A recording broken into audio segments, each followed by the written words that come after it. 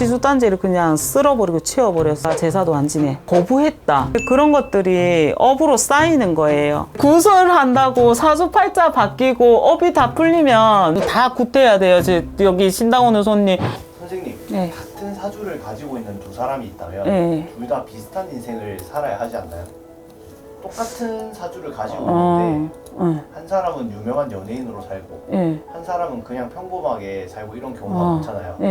왜 한 사람은 잘 풀리고 한 사람은 그렇지가 않을까요? 그런 경우는 참 이게 말로 설명하기가 참 애매하고 어려울 수가 있는데요. 딱 한마디로 말씀드리면 이건 업이 다르기 때문이에요. 그거는 불교에서는 업보라고 얘기를 하는데 그 사람마다 타고난 게 있어요. 이게 날짜가 아무리 같아도 그 각기의 팔자가 다르다라는 말을 하거든요. 그래서 사람마다 타고난 업보가 다르다. 그렇게 보시면 되는데, 근데 요즘에 들어서 그게 갑자기 생겼을 수도 있지만 사실은 거기에 따른 원인이 있는 경우가 많아요. 예를 들어서 대대로 내려오던 시주단지가 있었어요. 그게 시주단지가 있었어. 근데 그 조상의 어떤 할아버지가 시주단지를 그냥 쓸어버리고 치워버렸어요. 아니면 아버지가 장손이야. 근데 조상님들 산소 한 번을 안 가. 제사도 안 지내. 아니면 엄마가 원래는 뭐 신이 내려가지고 무당이 될 팔자였는데 거부했다. 이런 것들 우리가 눈으로 보진 않았지만 귀로 들었던 것들. 이렇게 내가 하지를 않았는데 내가 태어나기 전에 과거의 조상들이 나쁜 일을 저질렀고 몰라서 저지른 죄가 있고 알아서 저지른 죄가 있고, 근데 그런 것들이 업으로 쌓이는 거예요. 줄을 타고 내려온다라고 얘기해요. 그게 어떻게 보면 내가 저지르지 않은 일인데 억울한 거예요. 내가 왜 이런 걸 겪어야 되나. 근데 이거는 불교에서는 그거를 어떻게 말하냐면 업보를 많이 쌓이면 그거를 죽어서 받아야 되고 죽어서도 못 받으면 그게 후손한테 간다. 이런 논리가 있거든요. 근데 저도 신내림을 받기 전에 신병을 앓으면서 이런 생각을 많이 했어요. 우리 집 조상이 뭘 하고 사셨는지 나는 몰라. 알 수가 없어. 근데 나는 나름대로 열심히 살고 있어요. 근데 왜 갑자기 나한테 이유 없이 이런 바람이 불고 이런 풍파가 부느냐. 내가 잘못한 것도 없는데 내 팔자가 이렇게 꼬이고 풍파를 받고. 근데 그게 억울할 수는 있지만 이런 거를 무당이 풀어주고 해소를 해줘야 돼요. 빌어주고 하면서 그 업을 조금 이렇게 해소를 할 수가 있거든요. 근데 그런 의미라는 거예요. 그거를 진단을 하고 거기에 대한 처방이 이제 초를 키고 부적을 하고 구슬하고 뭐 그런 거죠. 그러면은 구슬하면은 업보가 좀 풀리는 건가요? 내가 웃음이 나오는데 구설한다고 사주팔자 바뀌고 업이 다 풀리면 나 지금 여기 있는 손님도 다 굿해야 돼요. 여기 신당 오는 손님, 내가 전화 받는 손님 다 굿해야 되거든요. 근데 그런 의미가 아니라 이렇게 업이 풀린다는 거는 전문 용어로 업장소멸이라고 해요. 근데 굿하면 업장소멸이 되는가? 그게 아니고 그건 진짜 이게 무지한 말이고, 굿이라는 건 내가 아까 말했다시피 무당이 할 수 있는 어떤 해결 방안이에요. 예를 들어서 이게 핸드폰이 있어요. 이게 핸드폰 고장이 났어요. 핸드폰 고장이 났는데 이게 고장난 이유는 내가 핸드폰을 잘못 써서 막 바닥에 굴러뜨리고 이제 물속에 빠뜨리고 그랬다고 쳐요. 근데 이제 이게 먹통이 돼버렸어요, 핸드폰이. 그래서 수리센터에 가서 말끔하게 고쳤어요. 그러면은 요 핸드폰이 수리를 받아가지고 말끔해졌으니까 다시 예전처럼 막 써도 되나? 다시 바닥에 집어 던지고 물에 빠뜨려도 되나? 그러면 안 되겠죠. 다시는 고장이 나지 않게 우리가 조심해서 써야 되잖아요. 그 핸드폰이 손님의 인생이라고 친다면 수리센터는 점집이란 말이에요. 그러면 핸드폰을 수리하는 거는 굿이라는 거예요.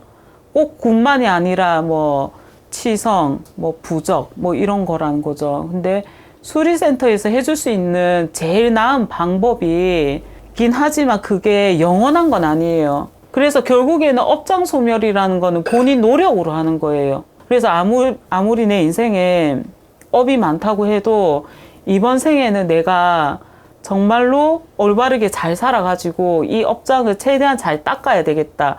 그러니까는 내 후손한테만큼은 이런 업이 전해지지 않게 해야지 뭐 그렇게 한다는 거죠. 그런데 그러면 모든 사람이 다 업보가 있지는 않을 거잖아요. 그렇죠. 모든 사람이 다 과거 업보를 가지고 태어나지는 않죠. 알 수는 없지만. 근데 솔직히 모든 사람 점사는 다르게 나올 수밖에 없어요. 태어난 생년월일이 같아도 그게 똑같이 안 나와요. 그게 각기 영혼이 다르니까. 신점에서는 우리가 몇 월, 며칠, 뭐 몇 시에 태어났다 이런 거는 우리가 굳이 안 물어봐요. 그 신점 보려고 오면 이제 생년월일을 무조건 알려줘야 한다고 아시는 분들이 있거든요. 근데 꼭 그렇지만은 않다는 거예요. 안 물어보면 본인 음력 생일 뭡니까 이렇게 안 물어보면 굳이 먼저 말을 안 해도 돼요. 진짜 무당이면 무당이 먼저 안 물어봐요. 무당이 먼저 보죠 이제. 그 생년월일을 듣는 것도 그냥 그러니까 몇 월 며칠에 뭐 어떠한 성씨성을 가진 자손이 신의 원당에 누구의 원당에 성수님들께 이렇게 문복을 청하러 왔습니다라고 고한단 말이에요. 우리는 이거를 인사치레를 한단 말이에요. 예우를 한단 말이에요. 신령님들한테. 그래서 이제 점을 보러 왔습니다 하고 한번 좀 잘 봐주세요 하는 정도의 의미인 거지 그게 그다지 크게 점사에 영향을 주질 않습니다. 그 똑같은 생년월일이라고 해서 인생이 비슷하게 흘러가면 예를 들어서 쌍둥이 같은 경우에는 무조건 같은 직업을 가져야 되고 같은 시기에 결혼해야 되고 같은 시기에 죽어야 되고 그건 아니라는 거예요. 그 쌍둥이라고 해도 다른 삶을 사는 경우가 굉장히 많아요. 제가 이전에 이렇게 점사를 볼 때 이런 적이 있었어요. 손님이 자기 쌍둥이 언니를 데리고 이제 운세를 보러 왔었단 말이에요. 부모님이 이혼을 하셔가지고 이게 쌍둥이인데도 언니는 엄마 따라가고 본인은 아버지를 따라가서 이제 얼굴을 몇십 년 동안 못 보고 살아온 거예요. 그래서 이 부모님들이 이혼을 하셔서 쌍둥이인데도 이제 엄마 따라가고 언니는 엄마 따라가고 이제 그렇게 됐는데 그러다가 최근에 이제 연락이 닿아가지고 다시 만나고 산다고 하더라고요. 근데 두 분이 같이 손을 잡고 운세를 보러 왔었어요, 신당에. 근데 이게 뭐야, 그 둘이 해 대운이 그 우리 운세를 볼 때 이제 운이 어떻게 드는가 그거를 보잖아요. 그게 너무 다른 거예요. 그 언니분 같은 경우에는 이제 기인이 든다든지 아니면 결혼에 운세가 든다든지 아니면 이동수 이런 것들이 다 들어와 있는데 이제 조상은 그러니까 이 동생 같은 경우에는 조상을 많이 타는 거예요. 조상의 풍화가 드는 거예요. 그래서 이게 굉장히 묘하다. 왜냐하면 쌍둥이면 생년월일도 같을 거고 조상도 같은데 아무리 떨어져 살았어도 왜 풍파는 왜 한 사람만 받느냐. 네, 근데 이제 제가 이제 점을 보면서 신령님께서 그러셨어요. 조상이 같아도 그릇이 다르다. 같은 핏줄이라도 언니는 평생을 부모님을 원망하기보다 늘 그리워하면서 살았고 또 마음으로 나름대로 많이 이제 빌고 살아왔어요. 그 조상이든 뭐든. 빌고 살아왔는데 말 한마디도 조심하면서 이제 이렇게 살아왔는데 반면 동생은 그런 게 전혀 없었고 그런 어떤 삶의 어떤 태도들이 좀 달랐다는 거예요. 그래서 봤을 때 이렇게 같은 생년월일에 같은 조상이어도 한 끗 차이로 팔자가 달라진다는 거예요. 나비가 날개 한번 파닥인 거에 태풍이 분다는 말이 있잖아요. 작은 선택 하나하나가 모여가지고 그 사람 운기가 바뀌고 팔자가 바뀌는 거거든요. 근데 이런 거는 생년월일만 가지고는 캐치를 할 수 없는 부분이고 그러니까 이제 사주만 보면 내 인생이 왜 이런지 이거는 설명이 안 되는 거예요. 그럴 때는 신점에서는 손님의 그릇 다르고 영혼 다르고 그렇기 때문이라고 본다 이렇게 설명할 수가 있겠네요. 네, 오늘은 같은 사주인데 점사가 다른 이유에 대해서 이야기를 해봤습니다. 이렇게 마지막으로 제 생각을 요약해서 전하자면 첫 번째로는 사주 정보가 같다고 해서 같은 팔자를 살아가는 것이 아니다. 그러니까 당연히 점사도 다르게 나온다. 심지어 쌍둥이도 점사가 다르다. 그리고 두 번째는 사람 팔자는 현재뿐 아니라 과거지사에 어떤 영향을 많이 받는다는 거예요. 이게 조상 문제, 귀신 문제, 집안 영향 문제, 그리고 나의 삶의 태도의 문제.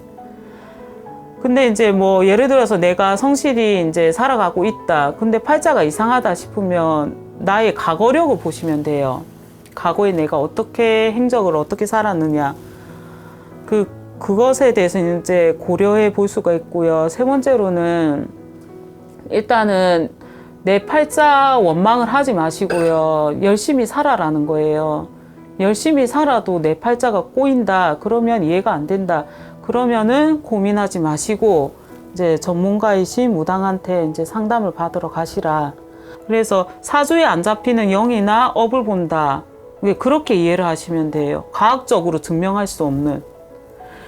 예, 지금까지 홍련이었습니다. 사주나루에서 많이 찾아주세요. 감사합니다.